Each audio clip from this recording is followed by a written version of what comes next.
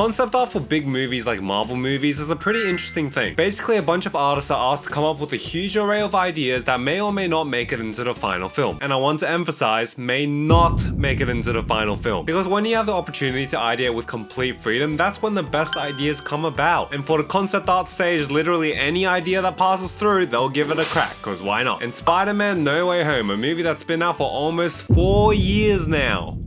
Isn't that fucked up? I feel like it came out 2 years ago, max. The thing about No Way Home though is that there are so many beloved characters featured in that movie that you know that behind the scenes there were so many ideas thrown at the wall before settling on the ones that we saw in the movie. So let's look at some designs that did not make the final cut. These are exactly what I would have expected from an MCU Dr. Octopus. Let's get this out of the way. Yes, I am disappointed that Kevin Feige said that they will not be repeating Spider-Man villains because yes, I would have loved to see what the MCU would have done with Doc Ock. Let's start with the top half. We got the classic green jumpsuit with the MCU lines. Not gonna lie, looks pretty sick. Although, I am gonna say, and this isn't specific to this design, but I was always confused how Doc Ock's tentacle belt went over his clothes. Because when he first got the tentacles attached to him, all he had was that fucking wife beater, right? So all the subsequent tops he had on, did he have to make a crop top out of them to fit it in? Now, if you look at the bottom half, see, this makes slightly more sense. Do I think it looks better? No, but I still think it's interesting. The tentacle belt reminds me of those hiking backpacks where you have that clip for your chest and a clip for your waist for weight distribution, which makes sense because having all that weight around your waist would fuck your back up. So let's address the hair. Yo, art like this really pushes the theory that these villains weren't from the Raimi or the Garfield movies and they were actually from a dimension that were just very similar to those movies. I mean, come on, this old Octavius was not reading his wife poetry, he was reading her the fucking Kama Sutra. Yeah, forget it, this is definitely not the Raimi Doc Ock. The only reason I wanted to include this was the fact that these tentacles have different hands. As cool as this is though, I think they made the right decision with sticking with the regular hands. Are they called hands? Grabbers? Suctions? I think if we saw this on screen, it might have looked a bit messy and hard to keep track of which arm had which weapon and, you know, sometimes less is more. Could you imagine this Doc Ock trying to justify that one massive blade tentacle to the engineers? Like, yeah, that's obviously gonna be used as a screwdriver. I will say though, the blunt tentacle with no grabby, it would probably let Doc Ock actually punch Spider-Man in the face instead of just smacking him, which would make fights more interesting and diverse. I guess if there's one word to describe this Doc Ock, it would be diverse. Dude, just shoot this into my veins right now. Is this not a perfect live action look for a modern day Doc Ock? The Raimi one was great for its era, but now that we're entering a phase of unapologetic colorful costumes, this would fit right in. So I'm pretty sure the concept behind this is that he finds a mechanic's jumpsuit after his clothes get torn, which hey, sometimes it's just that simple. I mean, that is perfection. Is it not? The only thing I will say is that for this look, I would have loved to see the round tentacle heads with the small pincers, but that is such a nitpick though. However, I can see why they didn't opt for this look. It's a bit too different from the Doc Ock we're meant to be familiar with. Like, all these villains are meant to be the same ones from the older movies, but if you change the costume too much, it's kind of hard to keep that illusion alive. I mean, they did with Electro, but you know. Also, if they went with this look, there would have been some crowd who would have been mad about how they changed the original look even though it's perfection. The MCU ruins everything. But again, I personally love this design. Stuff like this inspires me to take out a sketchbook every once in a while and just draw. And I find that the best way to do that is while using the browser Opera. Opera's Tab Island feature lets me collapse or expand a bunch of reference image tabs I have open so I can come back to them later after getting some real work done. Or even better, hide the multiple drawing tutorials I have open because I constantly feel the inadequacy of my lack of drawing skills. Opera also has Aria, a built-in AI tool which can be accessed by command line control / or command / where you can ask it to organize your tabs like pin that reference tabs or, for example, group every YouTube tab together. You can use Aria for help with research and everyday tasks, and ever since I switched to a single monolith view, it's been so convenient to have Opera's integrated music player so I don't have to switch back and forth between windows to play a song or podcast while I'm working. Opera supports all your favorite music streaming platforms, and I can also use it outside of the browser. And speaking of convenience, with the video pop-out feature, you can easily detach a video and let it keep playing while you do other things, and again, it doesn't have to stay in the browser. Finally, with themes, you can also customize your browser to whatever fits your personality and aesthetic. For example, we have Aurora, or my personal favorite, Viking.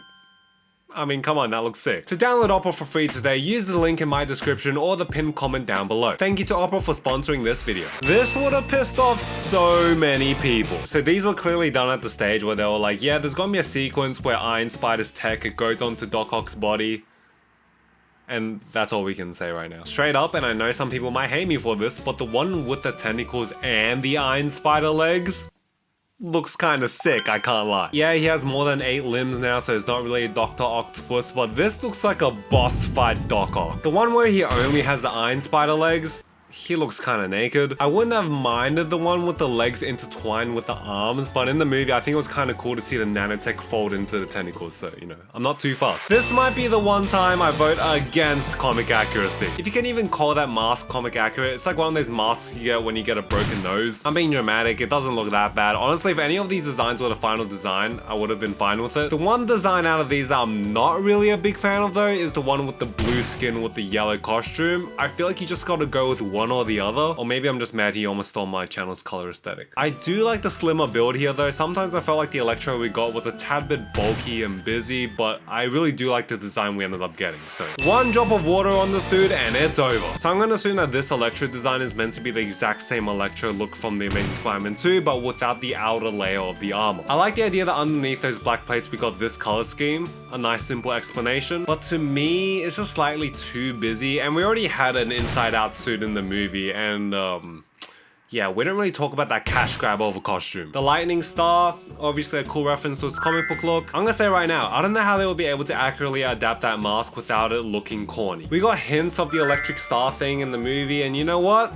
I'm happy with that. My brain is confused. I honestly can't compose an unbiased opinion for this design since I'm so used to the blue skin in this suit. I mean, bro, that is a Simpson. A Simpson who lets the dogs breathe. Can you imagine seeing Spidey and Electro hash it out in 4DX and you see yellow toes fly towards you? Also, while Jamie Foxx stays in relatively good shape, I'm sure he's very thankful that he didn't have to maintain that muscle tone and vascularity for every time he was on camera. And that's not even including the makeup and the CGI. I think the second one looks pretty cool though. I just can't process these designs to be Electro, you know? Like, it just looks wrong to me. Holy peak, bro. So you're telling me that they were able to revamp the designs of Green Goblin and Dr. Octopus and Electro, but the one villain who needed a revamp the most stayed the same? To this day, I have no idea what they were thinking with that Amazing Spider-Man lizard design. There's probably so they could show Reese Ifans acting through the motion capture, but bro, the look was not it. Then you get the second chance from the universe to repent for the sins of your past, and you're like, nope, never mind, let's just keep this design that no one liked. I know some people are gonna say, dude, they can't just change his appearance, it's meant to be the same character from TASM 1. Did you even see how much they changed Electro? They made Max Dillon into Jamie Foxx. Look at this lizard design, it's perfection, lab coat and everything. One thing I never understood about the original lizard design is why they ditched the lab coat so quick. It's literally part of the character's look. But I guess I'm really missing something here because they decide to ditch it again for this movie. In here, the lizard actually looks like a lizard. He's got an actual snout and not a reptilian Voldemort face, and it looks fucking sick. Okay, listen, I didn't want him to look that different, but if this is what it would have taken to get that lizard snout, then I'm in. Clearly, this is the route of Dr. Connors being forced to be the lizard with no actual control of his mind. Like the top one, he's got some VR headset on, so he's probably seeing something to chase, like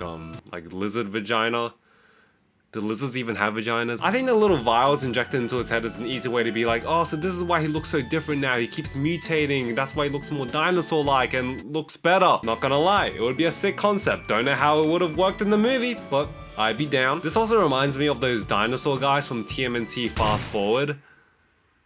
I don't know if anyone knows what I'm talking about. This is a final design I would have loved to see as well. The one thing I really love about this design is how homemade it looks. You can see the sewing seams, the wrinkles, and how it's not skin tight. The eyes are pretty cool too, got those Nicholas Hammond Spider-Man vibes going. As much as I like those eyes, I don't think it would have made much sense to change to these considering MCU Peter had already invented those adjustable eye things without the help of Stark Tech. And I know dark blue's already been done a billion times, but I fucking love it. It just looks so sleek, and with this tone of red, the red just pops out so much. Oh my god, I love this costume. Do I think it's better than the one we ended up getting? Maybe switch out the eyes, and I think I would have liked this better. I'm not a huge fan of the shiny blue that they ended up going with. I know a lot of people like the shiny blue. Me personally, I'm like, it's a bit too distracting for me. I would have to see how the brand new day suit looks on screen after all the color grading and whether they use CGI to remove all the wrinkles and shit, but that's also a strong contender for best Spider-Man suit. Someone explain when this was meant to happen. So these two were actually part of a bigger collection of Spider-Man suit ideas, and I'm pretty sure they were just done for fun. If you didn't already know, the red symbiote logo is actually based on the original fan submission for the symbiote costume, but to me, seeing it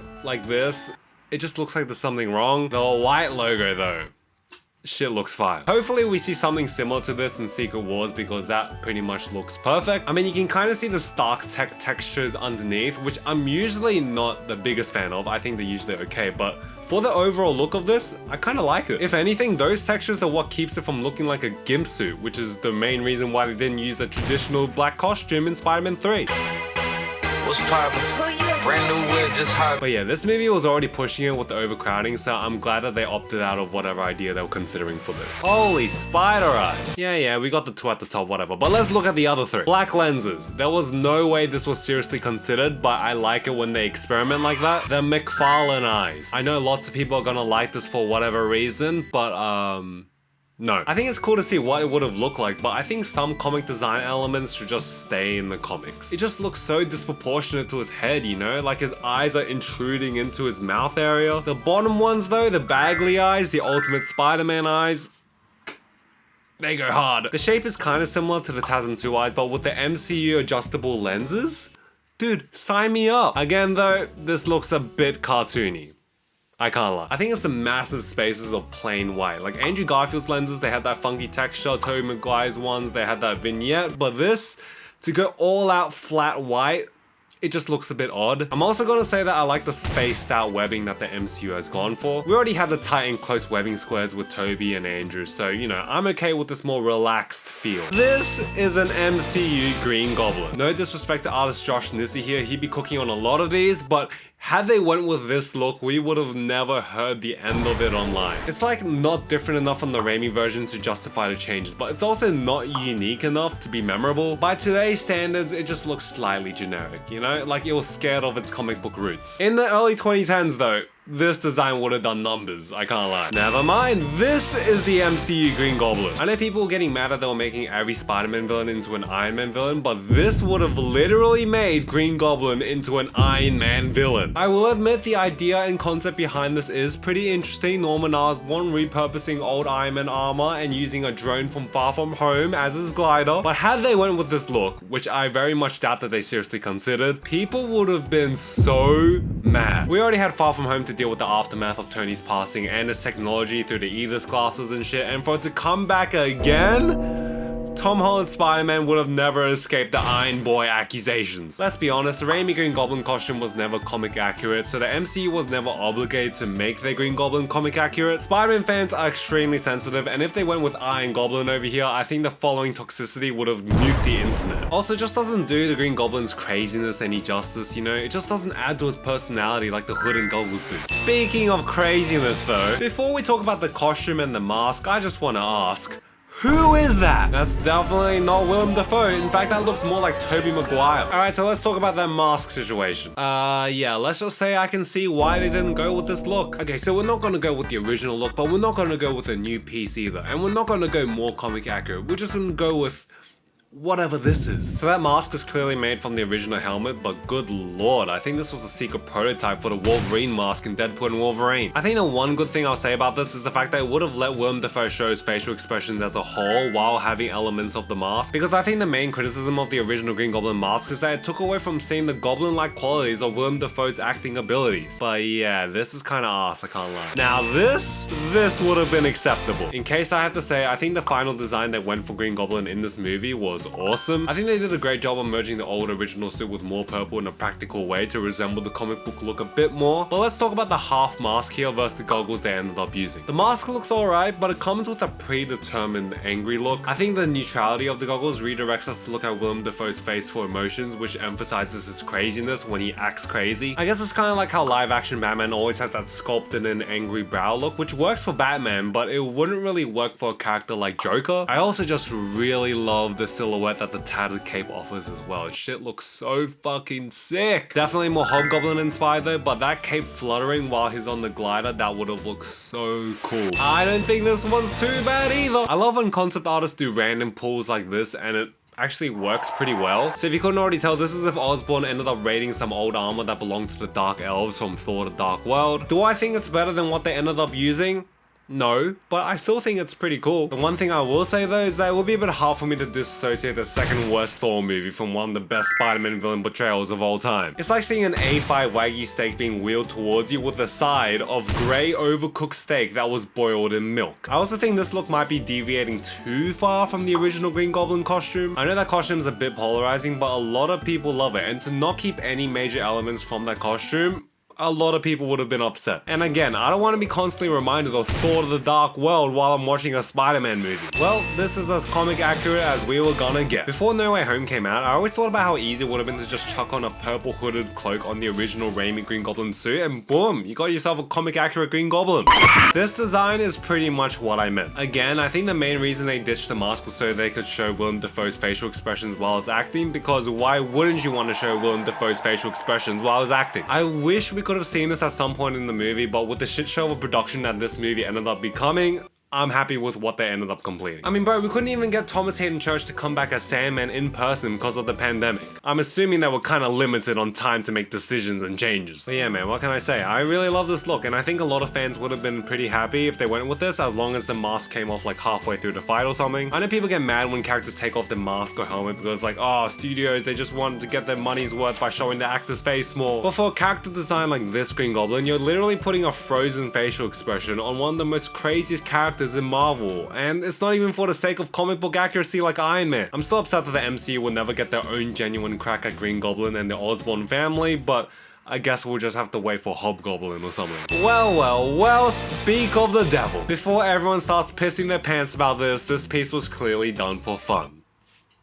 I think. I highly doubt they actually considered turning Ned Leeds into Hobgoblin in this movie. And not gonna lie, I can't help but admire how good the actual art is here. Would I have liked to see this unfold in No Way Home? No way, homie. Do I think that Ned Leeds' character is being set up to become Hobgoblin in a future Spider-Man movie?